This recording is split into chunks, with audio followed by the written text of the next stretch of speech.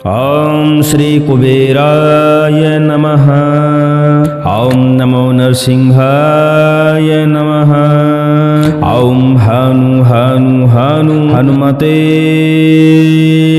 नमः। सभी लोगों को जय श्री राम, जय हनुमान जी महाराज की।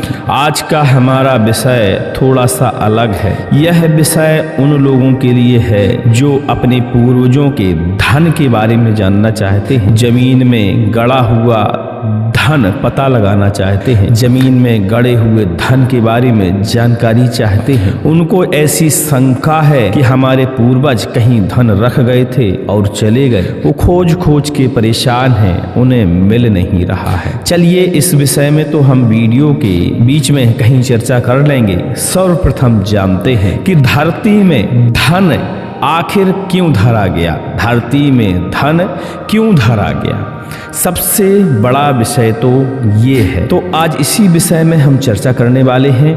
वैसे हमारा चैनल मंत्र श्रवण के लिए जाहिर है। इस चैनल पे हम मंत्र श्रवण कराते हैं और कुछ विधियां भी मंत्रों के बारे में बताते हैं, जिससे आप अपनी समस्याओं का समाधान पा सकते हैं। लेकिन बहुत सारे लोगों की मांग थी टेलीग्राम के माध्यम से, फोन के माध्यम से, कि इस विषय में भी एक वीडियो बनाया जाए। तो चलिए आज हम इस विषय में वीडियो बनाते हैं कि धरती में धन क्यों धरा गया। तो सर्वप्रथम यही जान लेते हैं और फिर जानेंगे कि धरती में धरे हुए धन को हम देखें कैसे, और लास्ट में जानेंगे कि धरती में धरे हुए धन को हम निकालें कैसे। क्योंकि समस्या यहाँ हो जाती है कि पुराना धन जिस भी जगह रखा होता है, उस धन के ऊपर बहुत सारे देवी देवताओं का साया मंडराने लगता है, उस धन की सुरक्षा करने लगता है।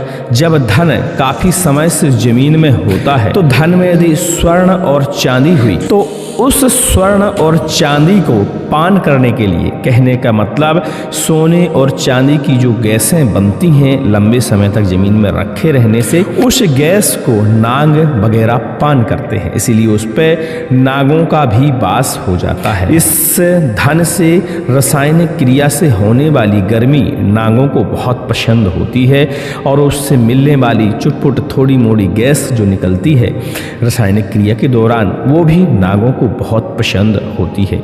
इसलिए नाग अक्सर पुराने धन के ऊपर जाकर बैठ जाते हैं, वहाँ अपना घर बना लेते हैं और उसे अपनी संपत्ति समझकर उसकी सुरक्षा करते हैं और उसकी गैस और उसकी गर्मी का पान करते हैं। कहा जाए तो नागों को उस गर्मी से ऊर्जा भी मिलती है। ऐसा कई शास्त्रों में और कई धन के ज्ञानियों ने बताया है और वर्णन करते हैं। अब चलते हैं कि धरती में धन धरा क्यों गया। तो देखिए वीडियो थोड़ा सा लंबा हो सकता है, तो बोर नहीं होइएगा। यदि वास्तविकता में आप बारीकी से एक तरफ से सारी चीजें समझना चाहते हैं, तो वीडियो को यथावत पूरी तरह मन लगाकर सुने और जाने इस रहस्य के बारे में। तो अब से हजारों वर्ष पूर्व सेफ, तिजोरी या लोहे की अलमारियां बैंक लाकर नहीं हुआ करते। उस समय राजा महाराजा, सेठ साहूकार, व्यापारी, अधिकारी और जो बंजारे हुआ करते थे, महाजन हुआ करते थे, समुद्र पार दूर देशों में व्यापार करने वाले लोग हुआ करते थे।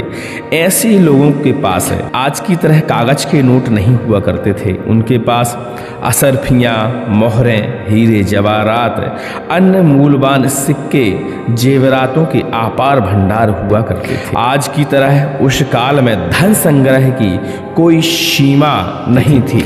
जिसके पास जितना धन होता था, वह उसे सुरक्षित करने के लिए पहाड़ों में, कंदराओं में, गुफाओं में, घर की चौखट में, दीवार के नीचे अथवा बाग बगीचे में, किसी वृक्ष के नीचे, जड़ में, तालाब में, पोखर में, नहरा में, पशु बांधे जाने वाली जगह में, मंदिर के किनारे, ऐसे स्थानों में अपने धन को संचय किया करते थे, जिसके बारे में सिर्फ उन्हें ही जानकारी हो।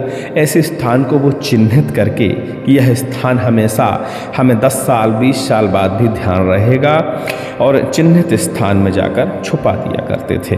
उसकी जानकारी हो सकता है परिवार वालों को, रहती थी किसी न किसी को, या किसी को भी जानकारी नहीं रहती थी, वो यह सोचकर जमीन में धन रख दिया करते थे कि जब वक्त आएगा, समय आएगा तो इस धन को हम निकाल कर उपयोग करें। इस तरह अलग अलग जगह लोग निशान बनाकर अपना धन जो है गाड़ दिया कर। कई बार चोरों के डर से रास्ते में, असल में घोड़ा हुआ करते थे उस समय, गाड़ियां हुआ करती थी, हमारी तरह आज की युग की तरह वाहन नहीं हुआ करते थे, तो जंगलों से सफर करते थे और जब व्यापार करने जाते थे तो उस जमाने में सोने चांदी के अमूल्य सिक्के मिला करते थे व्यापार के बदले। अक्सर ऐसी चीजों को लूटने के लिए लुटेरे भी रास्ते में ताक लगा के बैठते थे, तो व्यापारी लोग भी अपना धन जंगलों में कहीं कहीं छुपा दिया करते थे, कोई उचित निशान बनाकर उचित स्थान में। और अक्सर देखा जाता था कि ऐसे धन जो जमीन में गड़ाए जाते थे उसमें विशेष निशान बनाया जाता था, जैसे कि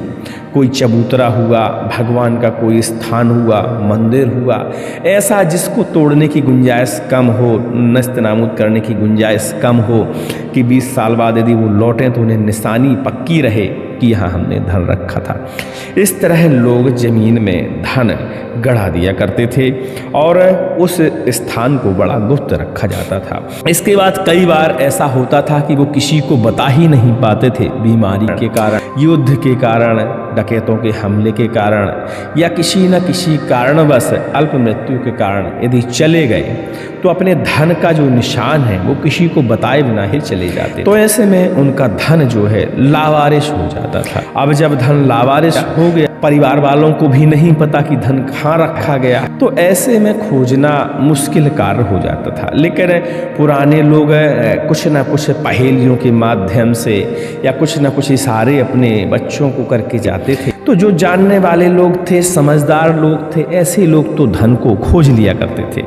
लेकिन जो निशानियों को नहीं समझ पाए, पहेलियों को नहीं बुझा पाए, ऐसे लोगों का धन पड़ा ही रह गया और आज तक जगह जगह पड़ा हुआ है। आज जिस जगह शहर हैं उस जगह मकान बनाते समय, कुआं खोदते समय, खेत जोतते समय कई बार धन हमें अनायास ही मिल जाता है, जिसकी हम उम्मीद नहीं करते और हमें धन मिल जाता है। वह यही धन होता है कि लोग अपना निशान बना के ज़मीन में धन रख गए थे, भूल गए, चले गए और उसके बाद वो उस जगह तक वापस पहुंच नहीं पाए या उनका परिवार का कोई सदस्य नहीं पहुंच पाया और धन वो हजारों सालों से ज़मीन में पड़ा हुआ है। जब धन काफ़ी सालों से ज़मीन में पड़ा हुआ होता है तो हमने बताया, जैसा कि वीडियो की शुरुआत में ही, ऐसे धन के ऊपर नाग देवता अपना वास कर लेते हैं और भी कई इष्ट हैं जो धन की सुरक्षा करने के लिए उस पर बैठ जाते हैं। भूत प्रेतों का भी साया इस धन पे हो जाता है। भूत प्रेतों का साया इस धन पे इसलिए होता है कि कोई ना कोई तो होगा जो इस धन को निकालेगा और निकालते समय कुछ ऐसी शर्तें रखी जाएंगी या हम कुछ ऐसा इशारा बताएंगे कि वो इस धन के माध्यम से अपने घर का पालन पोषण भी करेगा और मेरी मुक्ति का मार्ग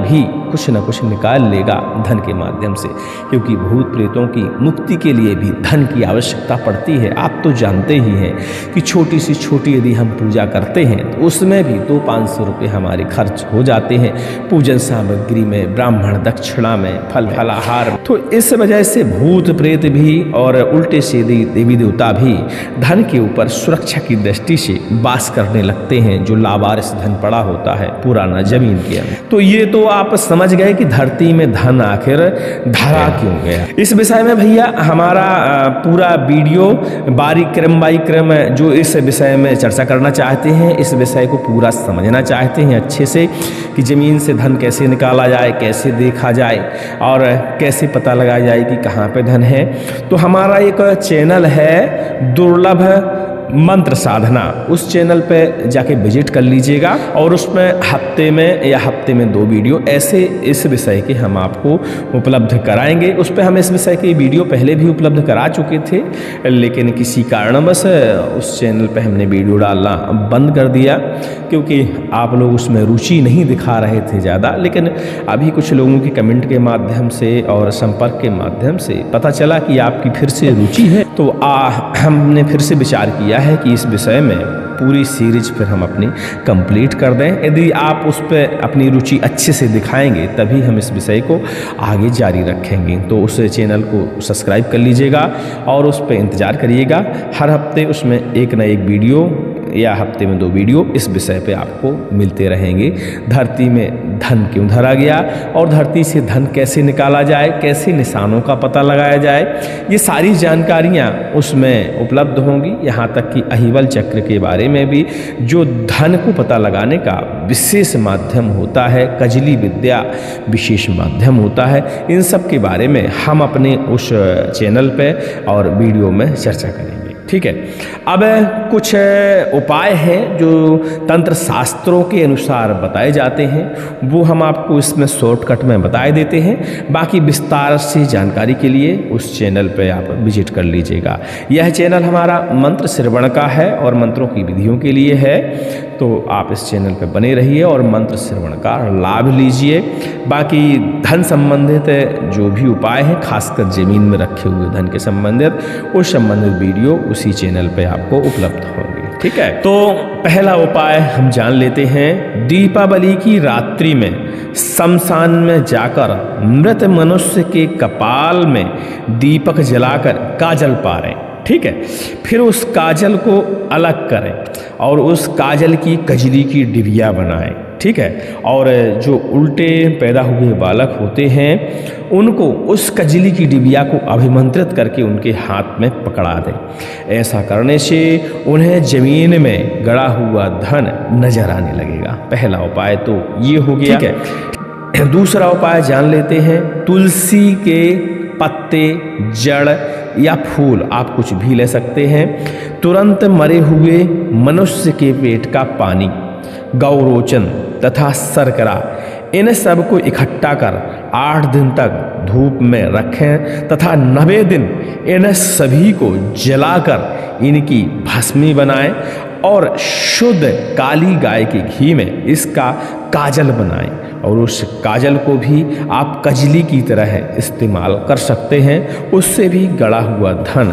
आपको जमीन के अंदर दिखाई देता है। कमर के बराबर सूत की बत्ती बनाकर उसे एरंड के पत्ते के रस में भिगोकर सुखा लें। फिर उस बत्ती को अंकोल के तेल में जलाकर काजल बनाएं। पुष्य नक्षत्र बाली त्रयोदशी के दिन उस काजल में चमेली का तेल मिलाकर यदि उल्टे पैदा हुए इंसान के हाथ में थमा दी जाती है तो जमीन में गड़ी हुई वस्तुएं उसे सहज ही दिखाई देने लगती हैं। काले कौवे के रक्त में मेंसिल को भिगोकर छाया में सुखा लें। फिर उसे कूट पीस कर कपड़ छन करके उसका जलाकर काजल बनाएं और उस काजल को किसी उल्टे पैदा हुए बालिका के हाथ में थमा देने से गड़ी हुई वस्तुएं दिखाई देने लगती हैं।